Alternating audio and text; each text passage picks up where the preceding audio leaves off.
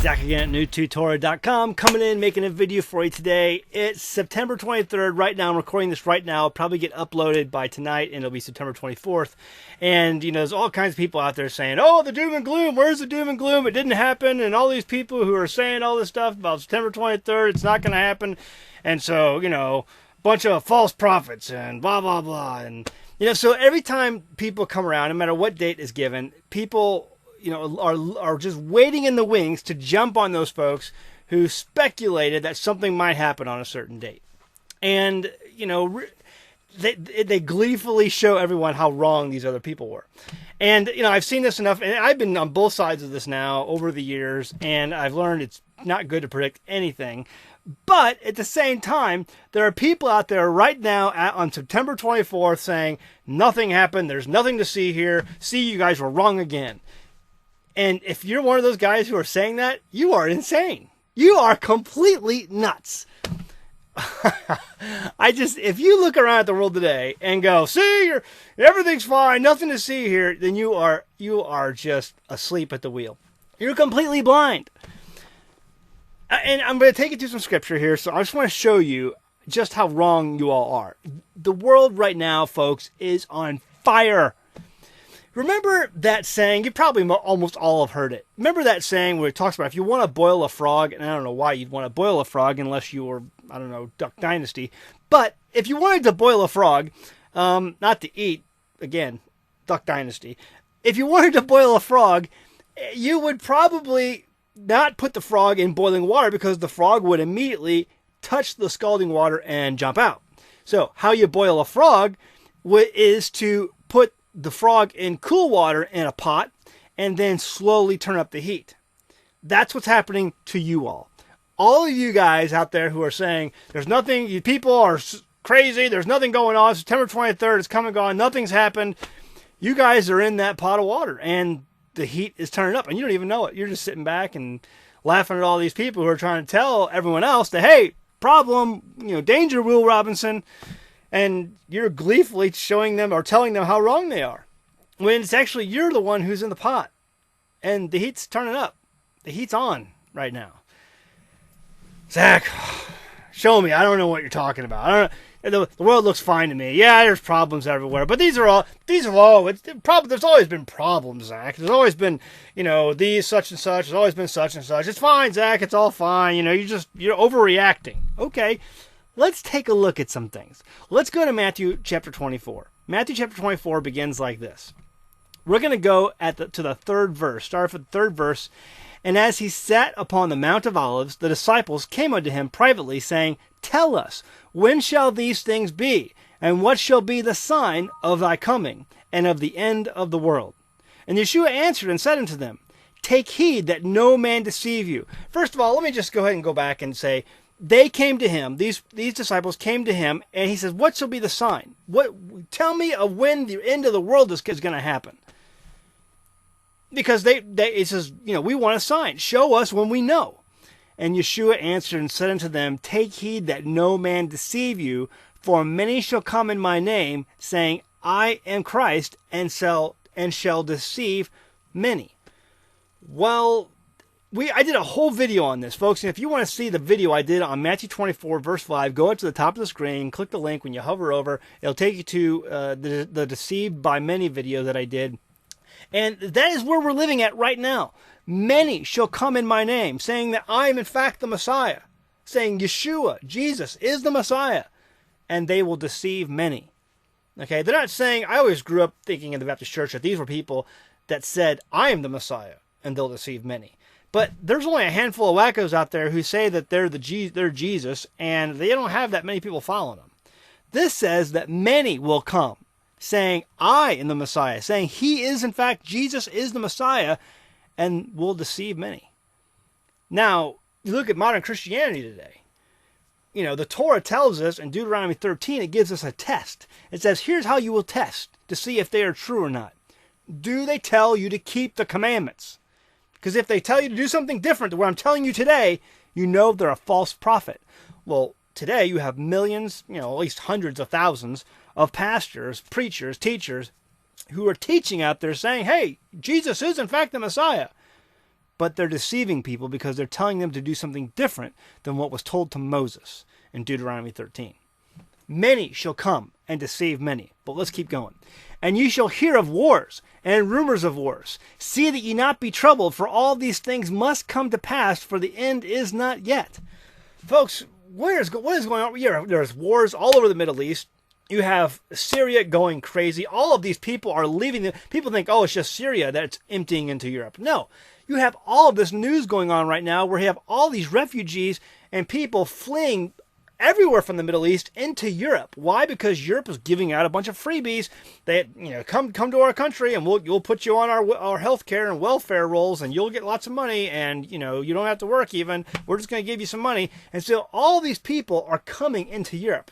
A lot of them from Syria, but a lot of them from other nations, from the Middle East, and they're just emptying, even from other places besides the Middle East, but they're just coming to Europe to try to get in those borders so that they can get some of that freebie stuff. And so you have Syria that's going crazy right now. There's war stuff going on in the Balkans. There's Russia is basically in a proxy war with the United States in a number of places. You have China and Japan that are busting heads right now. You have the Koreas that are always going at it. You have the Falklands down in South America that's kind of going at it with Britain. It's kind of quieted down, but it's still pretty hot. And then you have all kinds of other places right now that are just fit to be tied with people fighting each other. Wars and rumors of wars. I can't imagine another point in time of history where you have seen as much conflict besides something like World War I and World War II, which only lasted for a number of years. But this is ongoing. It has been ongoing for the last couple of decades. It's crazy right now. Wars and rumor of wars. This is the time we're living in. Let's keep going. For nation shall rise against nation, and kingdom against kingdom. There shall be famines and pestilence and earthquakes in diverse places. Okay, so nation shall rise against nation. We have all these countries out there who are fighting against each other and having even in the European Union right now, we have all these nations who are fighting against each other and arguing with each other how to deal with the refugee crisis and how to deal with the economy, because the European economy is in the toilet, folks. And you have famines. I was like, Zach, I don't know any famines. There's no famines here. Are you kidding?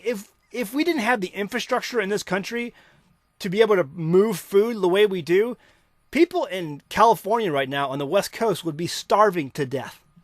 They would be starving to death. There hasn't been any rain there for years, and they have tons of wildfires going on right now. There is a famine right now, excuse me, in California. It's a famine. And any other examination of the word, it's a famine. The only reason people aren't starving to death is because we have the ability, a network in this country, to move food to places that don't have the ability to grow it. And the wine industry over there, all these industries over there, the avocado industry, all these industries over there that are food producers in California are really struggling. They're not producing food. And so, and then you have famines in other places. You just look on the news, look on Drudge, and you see all these things that match Matthew chapter 24, verse 7. For nation shall rise against nation and kingdom against kingdom. We have Iran and Israel and all this stuff going on. All these nations right now rising up. Just look at drudgereport.com and see all the nations that are rising against each other. And famines and pestilences. What's pestilence? It's disease. Look around at our country, the country we live in. This country is inundated with disease. We are so full of cancers and heart disease and stroke. I mean, there's so many, diabetes.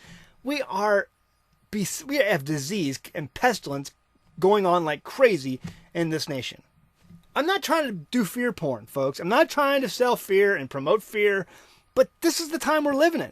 Pestilence is everywhere. And if you can't see it, it's because you're the frog in the pot. Simple as that. Simple as that. Pestilence right now is going crazy. And it's rampant, not just in our country, but all throughout Europe. All these countries out there that are majorly addicted to sugar and of a lot of the Western world, they have major problems with diabetes, major problems with heart issues and cardiovascular issues and all kinds of stuff. Cancers are rampant. Folks, pestilence is everywhere. The world is dying of disease right now. And earthquakes in diverse places. Say, Zach, there's always been earthquakes. I mean, come on. Even back in the 1800s, they had that big earthquake, New Madrid, blah, blah, blah. Guys, Earthquakes right now are off the charts. Take a look at some of these images. This right here is an image of the USGS Worldwide Deadly and Destructive Earthquakes between magnitude 6 and 8, and it goes for the last 100 years. Look at that image. Do you think that's just a coincidence? Earthquakes in diverse places. This is worldwide, folks. That is amazing. That's an amazing picture. Earthquakes in the last 10 years, the last 20 years, is off the charts. Off the charts. This does not even count. This count ended in 2011. It doesn't even have the earthquakes for the last 4 or 5 years, which are also off the charts compared to what you see on this chart. It's not counting the earthquake in Nepal that we just had a few months ago, the earthquake that we just had a few days ago in Chile that was like an 8.3, that a 15-foot wave caused about $1 billion in damage to some of the seaboard in South America. $1 billion in damage for an 8.3 earthquake. And the one in Nepal a few months ago that was like a 7 point something that killed I don't know how many thousands of people. It was a lot of people. And if you go back through and actually had a full chart, I couldn't find the full chart that had the first 100 years all the way up to the current. Maybe somebody out there can find it and post it in the comments below. I'll approve that comment if you can post it. But the one I did find, it shows that they're off the charts in the last few years. And really, if you take into account the earthquakes in the last up to now, from the year 2000, it's crazy. It's a complete hockey stick. In fact, let me show you this picture here. This picture is from Oklahoma, the state that's next to me, and look at the hockey stick on that. Oklahoma earthquakes magnitude 3.0 or greater from 1979 to 2014. Is that a hockey stick, folks, or not? That is amazing. There has been an increase of earthquakes. You can't say, "Oh, Zach, we've always had earthquakes." Yeah, we've always had earthquakes. Earthquakes have all, we have a history around the world of having earthquakes. The problem is they've never been as big or as numerous as they are right now today in the last 20 years. Period. And no one can deny that fact. It's as simple as that. And the charts and stats show it. But it says in diverse places, and all of these are the beginning of sorrow. So this is all the beginning. This is the beginning. If you're out there and you're telling people that nothing's happening, that nothing's going on, you're just blowing things out of proportion, or see, the world didn't end, blah, blah, blah, and you're making fun of these people who are paying attention to what's going on, and they're keeping watch, just like our Messiah said to do, then you're in the wrong. And I'm going to tell you that you're the frog in the pot. You're the frog in the pot. If you can't look around at the world today and go, "Oh my gosh, the world is on fire," you're the frog in the pot. You are too worldly. You are not paying attention. Our Messiah is coming soon. We are in the beginning of sorrows. In fact, I would I would make the case that we are past the beginning of sorrows. Let's go ahead and keep reading. Then shall they deliver you up to be afflicted, and shall kill you, and ye shall be hated of all nations for my name's sake. Well, Zach, they're not killing us here. We have a good amount of freedom here. We can say we believe in the Bible and the Torah, or we can practice the feast days, and we're okay. Yeah, but you know what? There's a lot of people over there who can't. The whole ISIS thing, them beheading thousands of Christians over there. Why do you think that everything revolves around you who live in the U.S., the United States? This isn't talking about, hey, they should deliver you, U.S. Americans, up to be afflicted. No, it says you shall be given up and afflicted. Well, people are being afflicted. People who believe in the God of Abraham, Isaac, and Jacob are being afflicted. And they are being given up. And they are being hated of all nations. And then shall many be offended, and shall betray one another, and shall hate one another. Folks, people are just going crazy with hate. Have you watched the news in the last few years? Go and just take a look at Drudge, any of the latest news websites, and just look at the headlines. And look at the insanity. There was a guy who cut his mother's own head off the other day because he was off of his psychotropic drugs. People are nuts. People are out of their gourd. They are completely out of it. And everything's fine. It's okay. Just weirdos out there claiming the end of the world. It's not the end of the world. There's always been, times like this. You're the frog in the pot. The frog in the pot. And because iniquity shall abound, the love of many shall wax cold. Here's the bottom line. The love of many has waxed cold. You can't look at the headlines today and say that the world is full of love. It's not. The world right now is on fire. And I know every time one of these dates comes around and nothing happens, people love to point fingers and say, hey, I'll see nothing happen. You guys are a bunch of scaremongers, selling fear porn.